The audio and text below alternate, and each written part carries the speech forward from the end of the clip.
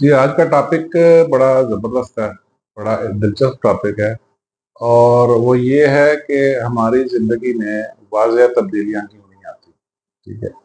हमारी ज़िंदगी में एक क्लियर चेंजेस या जो चेंजेस कहलाने के काबिल हों, वो चेंजेस क्यों नहीं होती?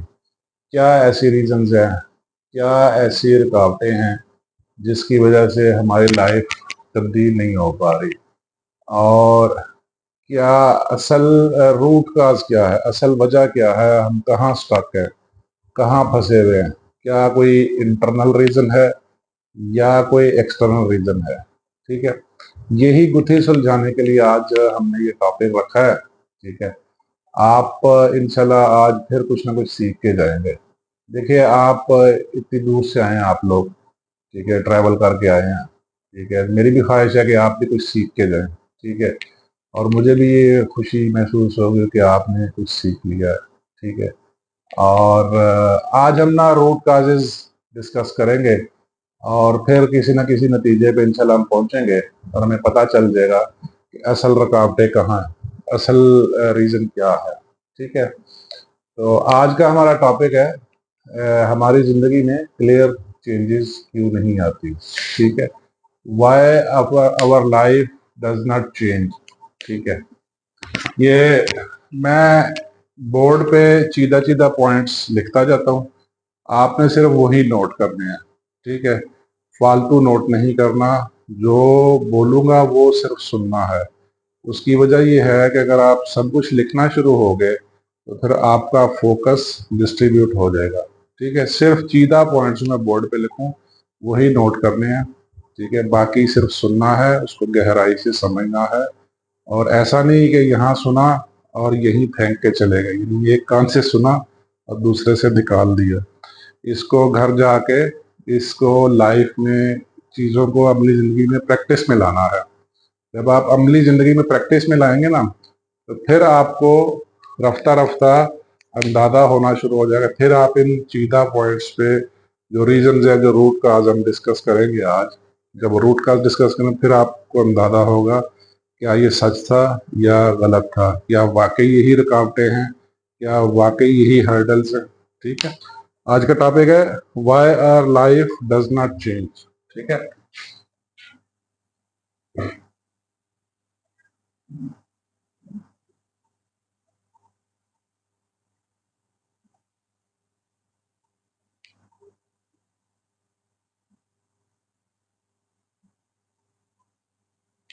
ठीक है, ये जी हमारा टॉपिक है। ठीक है, देखिए हमारी जिंदगी में जो वाज़ह तब्दीलियां ना, ये इसमें बहुत सारी इंटरनल चेंजेस हैं और बहुत इंटरनल फैक्टर्स हैं, बहुत सारे एक्सटर्नल फैक्टर्स हैं। ठीक है, लेकिन जो एक्सटर्नल फैक्टर्स हैं वो डेफिनेटली इंसान के हाथ में नहीं होते, वो डेफिनेटली आप उसमें डिपेंड कर रहे होते हैं। अब उसमें ये कोई ज़रूरी नहीं है कि जो एक्सटर्नल फैक्टर है उसको रिमूव करने में कोई आपकी हेल्प करे या ना करे, लेकिन एक जो वाजिया काम आप कर सकते हैं, जो वाजिया क्लियर कट आप कर सकते हैं, वो है इंटरनल फैक्टर्स को फोकस करने पे। यानी जो चीज़ आपके इख्तियार में है उस पे आप फोकस करने से उसको आप सॉर्ट आउट कर सकते हैं, जो हर्डल है, जो प्रॉब्लम है। लेकिन जो एक्सटर्नल है उसको करना थोड़ा मुश्किल होता है। ठीक है, अच्छा, जो इंटरनल फैक्टर्स हैं जिसकी वजह से आपके पांव जकड़े हुए हैं, आपकी जो ग्रोथ है वो नहीं हो पा रही, आप किसी मसले के हल की तरफ नहीं जा पा रहे, आप कोई प्रॉब्लम हल नहीं कर पा रहे, कोई रीजन नहीं ढूंढ पा रहे, वो ऑलमोस्ट सारे के सारे आपके इंटरनल हैं। ठीक है, इसमें ना सबसे पहले बेसिक जो चीज है ना वो है आपकी कंडीशनिंग। ठीक है,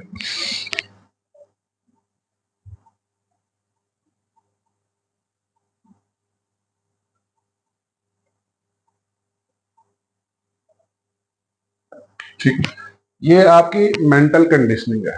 अच्छा, ये भी देखिए, अगर ये बचपन से मैं लेके चलूँ ना, ठीक है, तो आपको पता चल जाएगा इसमें भी बहुत सारी चीजें आपके हाथ में नहीं थी। यानी 1 to 7 ईयर्स, 1 to 7 ईयर्स ठीक है। ये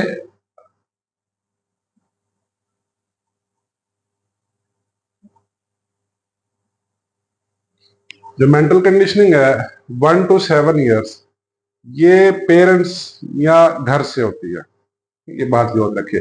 यानी ये बेसिकली इसको हम एक्सटर्नल फैक्टर कह सकते हैं, ठीक, एक्सटर्नल रीजन कह सकते हैं जो आपके इख्तियार में, क्योंकि आप बहुत छोटे थे, ठीक है, आप मासूम थे, आप अभी पैदा हुए थे, यानी आपका ये बचपन है। 1 to 7 years ये ऑलमोस्ट आपका बचपन है। तो घर से वालिदैन ने, बहन भाइयों ने, जिस घर में आप रहते थे उधर क्या माहौल था, वैसी ही कंडीशनिंग हो जाएगी, ठीक है। ये बड़ी जरूरी बात है। अब दूसरा है 8 to 22 या 24, ठीक है। ये मेंटल कंडीशनिंग आपके करते हैं teachers, school, college, university, society, friends,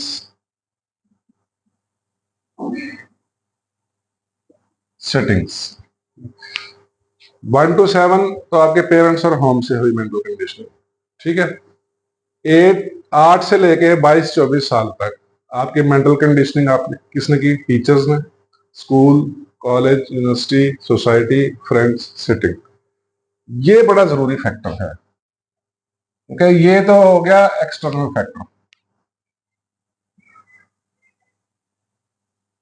external इसलिए है क्योंकि आप छोटे थे, आपके दायरे इख्तियार में कोई चीज नहीं थी, ठीक है, अभी आपका सबकॉन्शियस डेवलप हो रहा था, यानी आपके इख्तियार में कोई चीज नहीं थी, आप सारे के सारे डिपेंडेंट थे, ठीक है।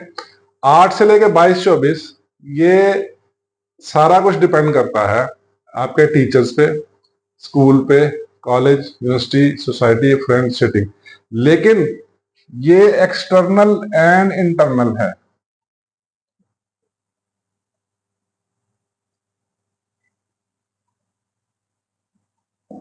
यानी एक्सटर्नल क्या कि सर्टेन कंडीशंस में आपने टीचर्स के दिए हुए मैसेज और सोसाइटी से जो आपको टीचिंग्स मिल रही हैं उसको फॉलो करना ही करना है, लेकिन इसके बावजूद आपके पास कुछ ना कुछ इख्तियार होता है, क्योंकि आपका सबकॉन्शियस फिर भी कुछ डेवलप हो चुका होता है, आप में सोचने समझने की काफ़ी सारी सलाहियत आ चुकी होती है, आप में फैसला साजी की कुछ सलाहियत आ चुकी होती है, आप में आप कुछ नया तरतीब दे सकते हैं, कुछ नया सोच सकते हैं। इसलिए ये एक्सटर्नल एंड इंटरनल फैक्टर्स है, ठीक है।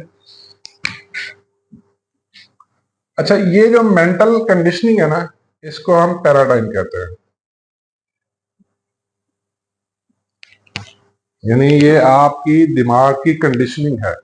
यानी 1 से लेके 24 साल तक आपकी दिमाग की कंडीशनिंग कैसी हुई है, यानी आप किन लोगों में बैठे हैं, किस सोसाइटी में बैठे हैं, ये सारा कुछ 1 से लेके 24 साल तक ये सारा कुछ आपके मेंटल कंडीशनिंग पर डिपेंड करता है। अब मेंटल कंडीशनिंग के बाद जो पहला ए मेंटल कंडीशनिंग वो कर देता है ए, ये है बी। बी में आ गया फोकस। यानी पहला फैक्टर है मेंटल कंडीशनिंग कैसी है, दूसरा फैक्टर है फोकस, यानी आप किस चीज के ऊपर फोकस कर रहे हैं, ये बड़ा जरूरी है। अच्छा, फोकस सारे का सारा यहां से हासिल होता है आपको। फोकस आपका जो बनता है 24 साल तक वो सारा यहां से बनता है, teacher, school, college, university, society, ये यहां से बनता है। क्योंकि इसमें से जो चीज आपको ज्यादा अपील करेगी, अपील, इसमें से जो चीज आपको ज्यादा अपील करेगी, ठीक है, उस पे आपका फोकस बढ़ना शुरू हो जाएगा, ठीक है। क्योंकि फोकस अपील के साथ जुड़ा हुआ है, ठीक है।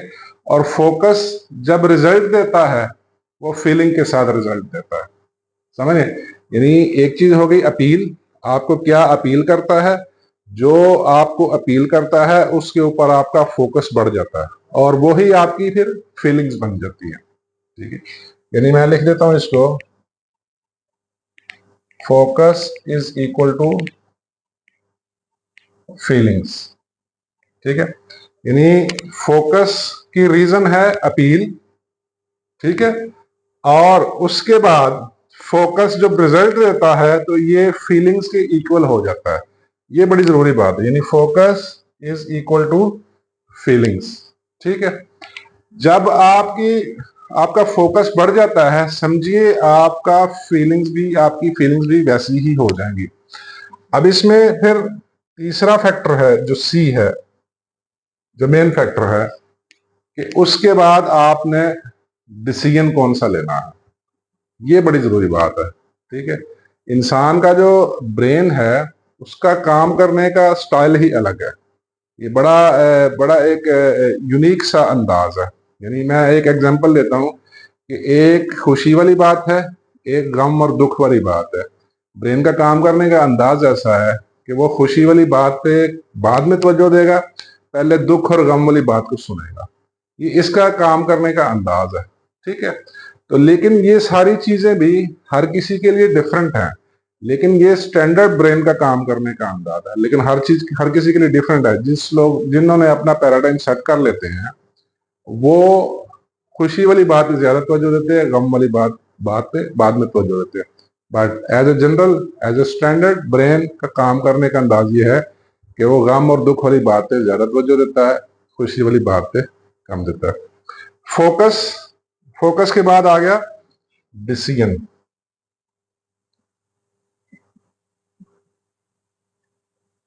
ठीक है, ये असल जरूरी चीज है।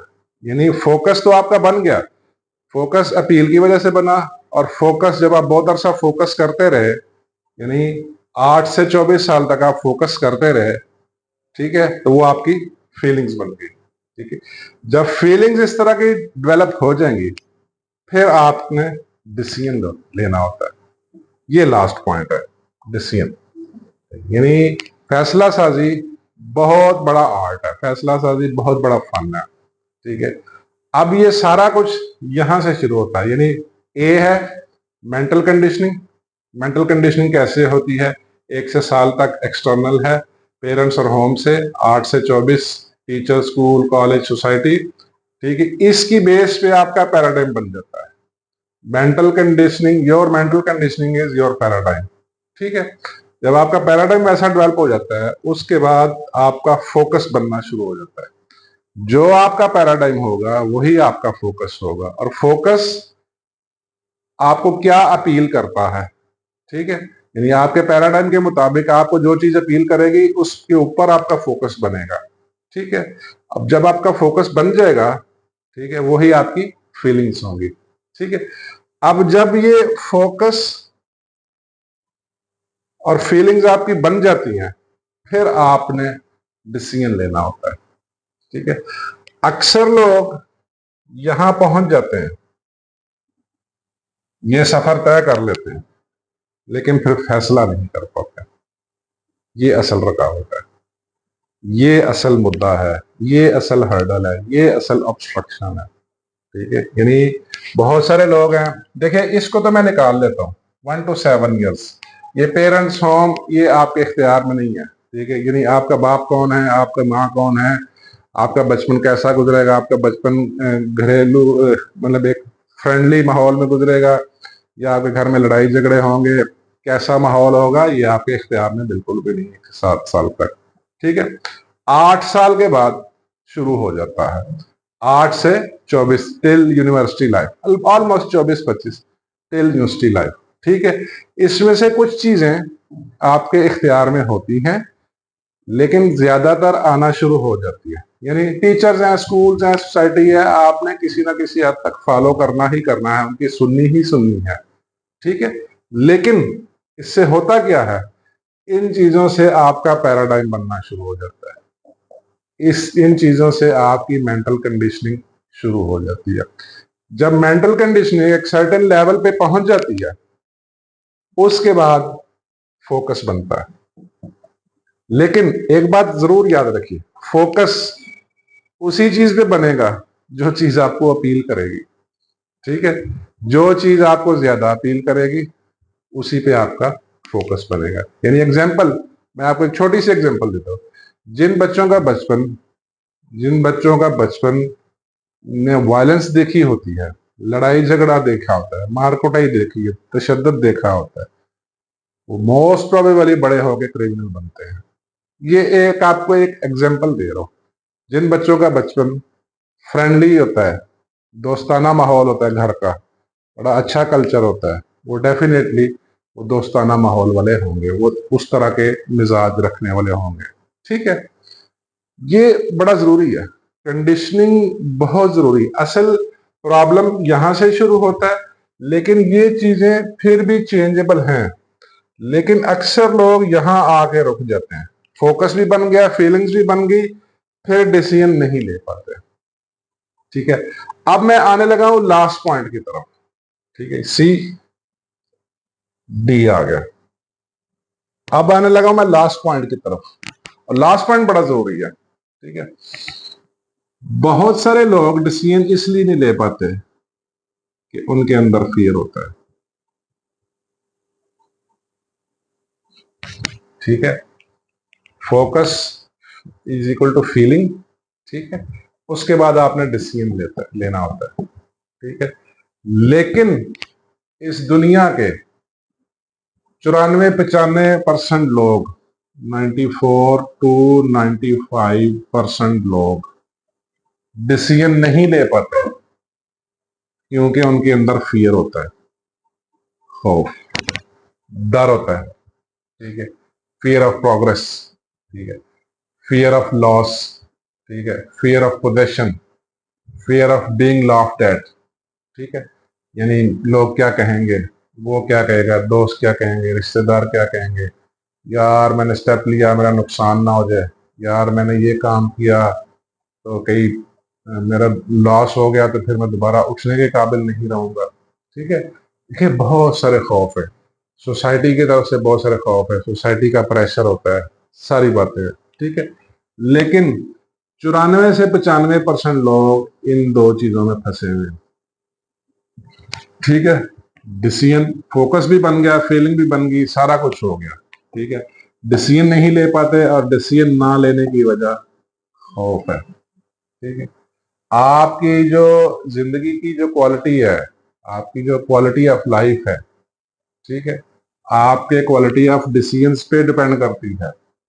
ये जुमला मेरा नोट कर लें, आपकी क्वालिटी ऑफ लाइफ आपके क्वालिटी ऑफ डिसीजंस पे डिपेंड करती है। ठीक है, डिसीजन मेकिंग बहुत बड़ा आर्ट है, बेसिकली इसको स्टेप टेकिंग भी कह सकते हैं ना, डिसीजन मेकिंग, स्टेप टेकिंग। ठीक है, ये कोई जरूरी नहीं है कि आप जो फैसला करेंगे वो दुरुस्त हो सकता है गलत हो, लेकिन एक बार गलत होगा, दो बार गलत होगा, फिर उसकी नेचर चेंज कर, तीसरी बार गलत होगा, चौथी बार गलत होगा, पांचवी बार गलत होगा, लेकिन छठी बार कामयाब हो जाएगा। ठीक है, ये बड़ी जरूरी बात है। अच्छा, इसमें 1% लोग ऐसे भी हैं, ठीक है, यानी 100 में से 1% लोग ऐसे भी हैं जो डिसीजन भी कर लेते हैं, लेकिन बार बार फेल होने की वजह से छोड़ देते हैं, बार बार रुकावटें आने की वजह से छोड़ देते हैं, इनमें कंसिस्टेंसी नहीं होती। ठीक है, लेकिन वो फैक्टर्स इतने मैटर नहीं करते, ये फैक्टर बहुत मैटर करता है, डिसीजन। और डिसीजन की मेजर रीजन है खौफ, क्योंकि खौफ की बहुत सारी किस्में हैं। ठीक है, इसमें मैंने अभी 5-7 जो बताई हैं। अच्छा, फियर सीरीज के हवाले से मेरी एक फियर सीरीज भी पड़ी हुई यूट्यूब पे, आप वो भी देखिएगा, उसमें बहुत सारे टाइप्स ऑफ फियर्स मैंने डिस्कस किए हैं, आपको अंदाजा हो जाएगा कि आप कहाँ रुके हुए हैं, आप फैसला क्यों नहीं कर पा रहे, और आपका कौन सा खौफ है, और वो कैसे मिनिमाइज या एलिमिनेट होगा। ठीक है, एलिमिनेट तो नहीं होता, 100% कभी भी नहीं होता, ठीक है, बट मिनिमाइज हो जाता है। एटलीस्ट आप पुश कर सकते हैं, अपने आप को आगे पुश कर सकते हैं, चल सकते हैं। ठीक है, ये आपके सवाल, यही रीजन है हमारी जिंदगी में वाज़ेह तब्दीलियां नहीं आती। ठीक है, ये आप नोट करना, बस यही पॉइंट नोट कीजिएगा। बाकी जो भी मैंने बोला आप सुने, इस पे घर जाके डिस्कस करें, खुद से सोचें, लिटरेचर पढ़ें, बुक्स पढ़ें, लोगों के इंटरव्यूज पढ़े हुए हैं, जो सक्सेसफुल लोग हैं उनके इंटरव्यूज पढ़े हुए हैं। ठीक है, आपको काफ़ी चीज़ों का और मज़ीद अंदाज़ा हो जाएगा। ठीक है? बहुत शुक्रिया जनाब। Thank you very much. Allah हाफ़िज़।